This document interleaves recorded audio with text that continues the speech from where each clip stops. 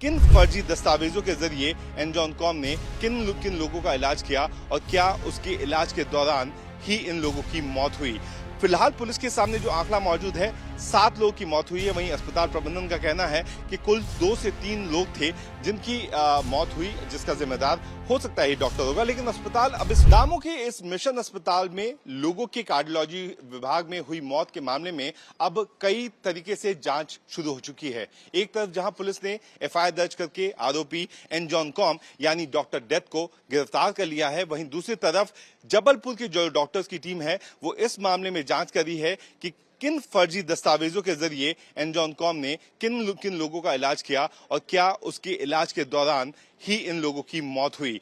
फिलहाल पुलिस के सामने जो आंकड़ा मौजूद है 7 लोगों की मौत हुई है। वहीं अस्पताल प्रबंधन का कहना है कि कुल 2 से 3 लोग थे जिनकी मौत हुई, जिसका जिम्मेदार हो सकता है डॉक्टर होगा। लेकिन अस्पताल अब इस पूरे मामले में एक नई चीज लेके सामने आया है कि वो खुद पीड़ित है। एक प्लेसमेंट एजेंसी के जरिए एनजॉन कॉम को यहां पे रखा गया। प्लेसमेंट एजेंसी को 4 लाख रुपए देने थे और एनजॉन कॉम को कुल 8 लाख देने थे। लेकिन सबसे ज्यादा दिलचस्प मामला यह है कि यहां पे बिताए 45 दिन के दौरान एनजॉन कॉम किसी से भी ज्यादा बातें नहीं करता था। इवन की जो अस्पताल के जो कर्मचारी हैं, जो यहाँ पे नर्सेज अटेंडेंट्स हैं, उनके साथ भी बदतमीजी से पेश आता था और किसी से भी ज्यादा बातचीत नहीं करता था। लेकिन जब अस्पताल ने उससे अपने पुराने कामों का यानी उन अस्पतालों का जहां पे उसने काम किया था उसकी एनओसी मांगी तो 11 फरवरी की सुबह सीसीटीवी फुटेज में दिख रहा है कि वो अपने अस्पताल से यहां से रवाना हो जाता है और 12 फरवरी के बाद वो यहां पे कभी भी मौजूद नहीं रहा। अब इन सब मामलों को लेकर के पुलिस देख रही है कि अगर जबलपुर के अस्पताल की जो टीम है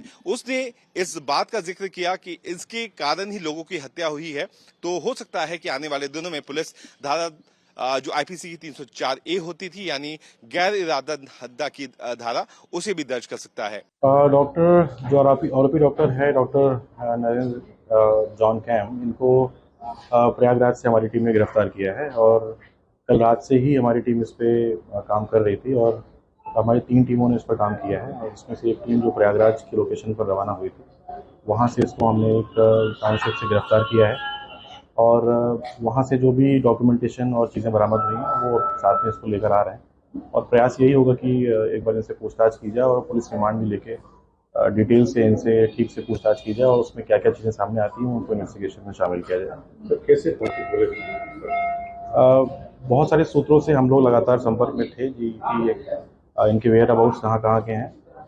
पिछले 6 महीने में जिन लोगों के संपर्क में आए उस पर भी काम किया जा रहा था और भी बहुत सारी इन्वेस्टिगेटिव इसमें चीज़ें शामिल की गई थी, तो उसी से ये चीज़ रिवील हुई। और आपने जो एफआईआर की है इसके खिलाफ, उसमें और भी लोगों के नाम बताए गए हैं, तो उनके खिलाफ कब तक गिरफ्तारी होगी? नाम कब तक? नो डाउट कि इसमें जो हमने बाकी लोगों को शामिल करने की बात कही है उसमें हम सीएमएचओ और जबलपुर मेडिकल कॉलेज की जो टीम है उसकी रिपोर्ट का वेट कर रहे हैं कि इसमें जिम्मेदारी किस पे तय की जाएगी।